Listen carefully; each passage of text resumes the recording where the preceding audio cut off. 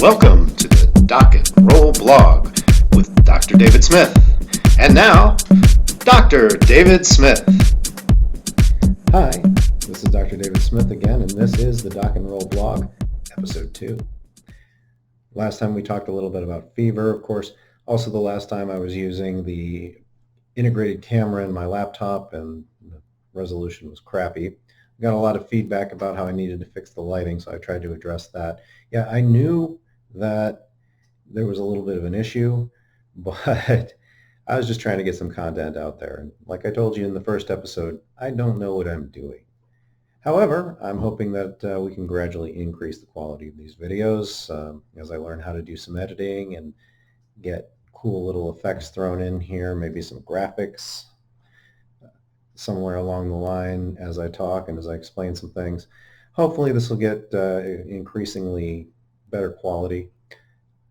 I did get a new camera. Hopefully you can tell.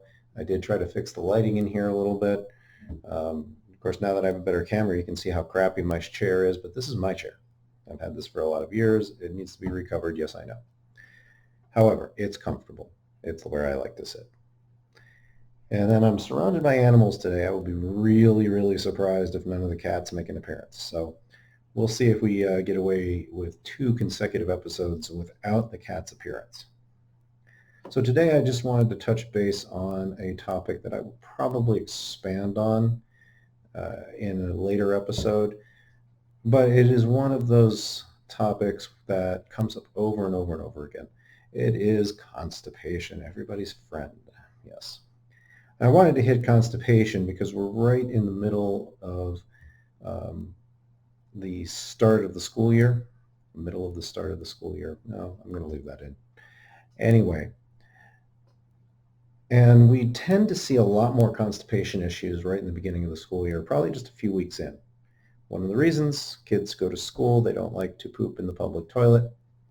So they hold it, and of course once they hold it past the urge to go, they get home, they don't feel like they have to go anymore, and it sort of just becomes this cycle. And a few weeks into the school year, we end up getting a lot of belly pain complaints in the pediatric emergency setting. The bottom line, the bottom line is that there is no elegant solution to constipation. You can take like X-Lax or milk of magnesia or any of those things, and hopefully that'll get you going. But most of the time, a one-time solution, especially for kids, just isn't going to cut it.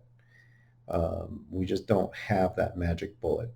Most children with recurring constipation issues begin having constipation problems early in life, and over time, the behavior of kind of holding on to their stool becomes habit. So most kids, by the time they get into preschool and school age range, who have constipation issues, they've been working at this for quite a while. And so we're not going to be able to fix it with just one dose of milk of mag or one dose of X-Lax or something along those lines. I think there's Pediatrics now. There just isn't that magic bullet. So it tends to be a bit of a sledgehammer approach. If a little of something isn't working, use a lot. If a lot of one thing isn't working, use 2. 2 things aren't working, use 3, and so on. It really is just a throw the kitchen sink at it until the poop starts coming on a consistent basis.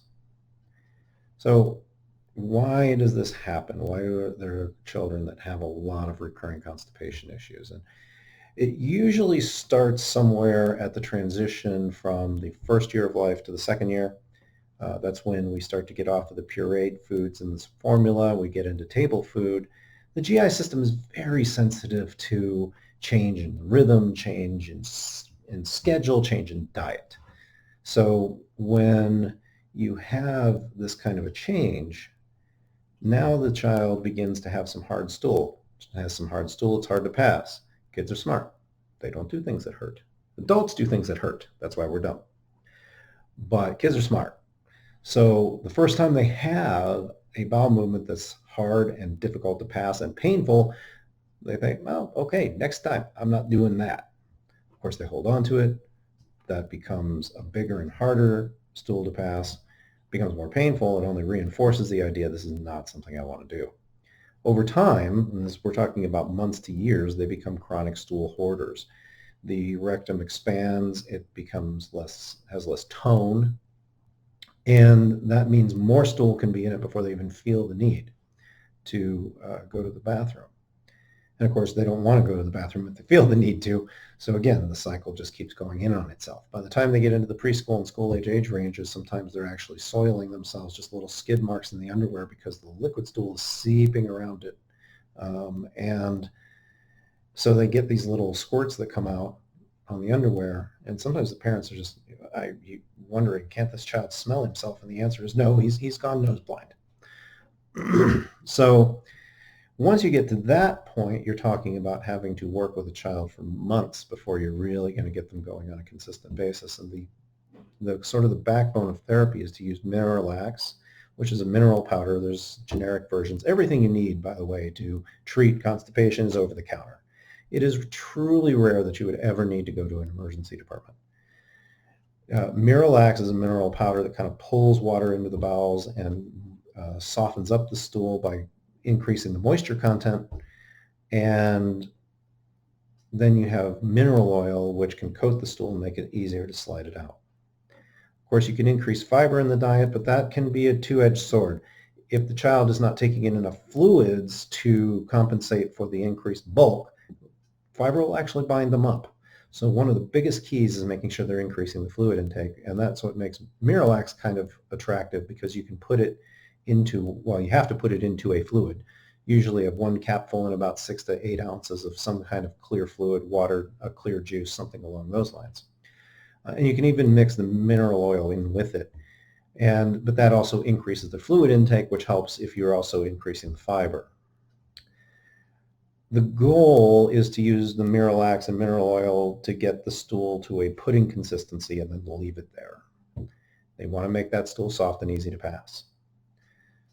And then once the child begins to gain confidence that it's not going to hurt when they go, now we've got the beginnings of a solution. The other thing that we try to do is try to get them on the toilet about 15 or 20 minutes after meals. There's a reflex called the gastrocolic reflex that when the stomach stretches, it stimulates a wave motion through the bowels, sweeps stool into the rectum, and that gives you the sensation to go. That's where we get the old stool, shower, and shave in the morning. You eat breakfast, about 15 or 20 minutes later, you got to go. Here's one of the other issues that occurs during the school year. Most kids get ready to go to school first, then they eat, then they hop on the bus or get in the car and head out there. So where are they 20 minutes after they've eaten? They're on the way to school or they're in school. So one of the other keys is to get them up a little bit early, eat breakfast first, get dressed, then sit on the toilet for about 10 or 15 minutes and at least try to go. Kids that have reached this kind of chronic constipation issue, if they have that time to go and try to go before they head to school, that's a real big help. And then, of course, after any meal where they can, we want to have them just sitting on the toilet trying to poop for about 10 or 15 minutes. There's never any punishment for not doing it. Lots of reward for trying, even more reward for doing. Because we have to teach them to listen to their body's signals again. These kiddos have spent several years trying to dull out their body's signals in regards to going to the bathroom. Now we've got to teach them to learn again. So you can see this is an involved process. You're not going to solve this in one fell swoop. You're not going to get it done in 2 weeks. It's going to take a lot of work from you, from the child, over the period of several months to get them to a point where now we're listening to our body's signals again. We've got the stool pudding consistency so it doesn't hurt. The child's not afraid to go to the bathroom. And then finally, we're going to get somewhere where the child is actually going to be in a lot better shape on terms of routine stooling patterns and staying away from this syndrome of recurring sharp belly pains from the cramping that occurs from constipation. We try very hard never to use enemas or suppositories. Again, fear of the butt is what has gotten us here. So we need to not increase it as much as possible. So there again, rare is it ever necessary for you to go to an emergency department or a hospital just because of constipation. Otherwise healthy kids, children who don't have significant underlying medical disorders like serious abdominal surgeries, um, cystic fibrosis, where they sometimes can get bowel obstructions, neurologic disorders, developmental disorders, where the child's normal neural function is not where the average child would be. So they have slow motility and they don't necessarily respond to their body's signals. These are the children that can have some type of serious complication from constipation. Serious complications from constipation are very rare in otherwise healthy, developmentally normal children. And you can even get, pediatric enema preparations over the counter as well. So if you get to the point where there's just no other option, nothing's coming out, the child's in a lot of pain, and you need to do some type of more aggressive treatment, you can do enemas at home. Of course, at that point, some people prefer to have us do it in the hospital setting, and that's reasonable. But most of the time, with good attention to detail and aggressive treatment at home with solutions that work from above, you can get the child going in a manner that will be at least consistent and will get them out of the painful cycles that occur with children who have chronic constipation issues. So that's the whole story. At some point, I'll probably do more expanded video on this topic. I know this has already gone on for a while. You're thinking, how can you expand on it? Hey, I can talk. Okay, one thing everybody knows, don't ask me a question if you have somewhere to go because the explanation is going to take a moment. All right, and we did get through the entire episode without any visits from my cats, which is truly amazing. Well, I hope you've enjoyed episode 2 of the Doc and Roll blog. I'm Dr. David Smith, and we'll try to do something maybe a little more fun in the next video. Have a good day.